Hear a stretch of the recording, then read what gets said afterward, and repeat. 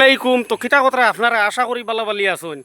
আজকে আসামর মাননীয় মুখ্যমন্ত্রীর একটা আপডেট লইয়া আইলাম। সেইতে যে তাই যে জবাবটা দিলা যে মানে এই যে সাংবাদিকরে একটা সাংবাদিক সম্মিলনও মানে আমার আজারউদ্দিন ভাই যে সাইনাজন সাংবাদিক তাই এটা হিন্দু মুসলমানের একটা প্রশ্ন আমরা আসামর মাননীয় মুখ্যমন্ত্রীরে তাই করসলা।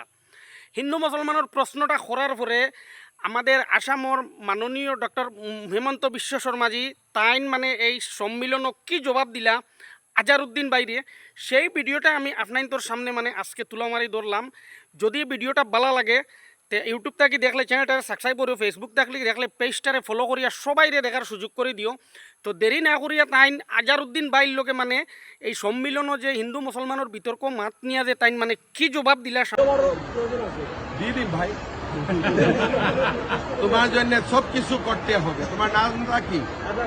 এই আজহারউদ্দিনের জন্য তুমি প্রশ্ন করে আপনার নাম এর জন্যই তোমরা খারাপ। আজহারউদ্দিন যখন রবীন্দ্রনাথ ঠাকুরের জয়গান গাবে তখনই ভারতে সবকিছু ভারতীয় হয়ে যাবে।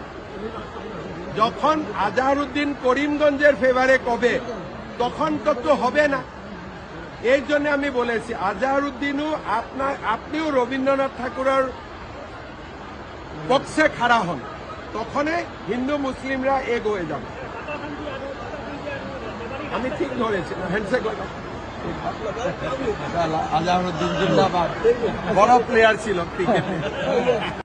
তো আশা করি ভাইয়াইন মানে আপনারা তো শুনতে পারছো মানে সওয়াল জবাবটা মানে আমাদের আসামের মাননীয় মুখ্যমন্ত্রী মানে আমার সাংবাদিক ভাইয়ে যেটা প্রশ্ন করলো সেটার জবাব আমার মুখ্যমন্ত্রী জিয়ে মানে অলরেডি তানে দিলেইছেন।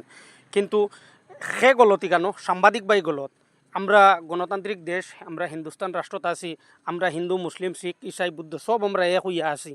আমার বোঝা মতো যে আমার এই যে বাইরে যে মুখ্যমন্ত্রী যে তাই একজন মুখ্যমন্ত্রী যে প্রশ্নটা যে করছে যে হিন্দু মুসলমান, এই হিন্দু মুসলমান তার প্রশ্নটা করা হয়েছে না। কিন্তু আপনার মানে কীরকম লাগছে সেটা আপনারা আমারে কমেন্টও মতামত জানাইবা। কিন্তু আমার খুব বেশি ভাল লাগছে আমার চিফ মিনিস্টারের এই সওয়াল জবাবটা শুনিয়া। অসংখ্য ধন্যবাদ। আই স্যালুট আমার তরফ থাকিয়া আমাদের মাননীয় মুখ্যমন্ত্রীরে। তো জয় হিন্দ, আসসালামু আলাইকুম। নেক্সট ভিডিওত দেখা হইব বন্ধুরা।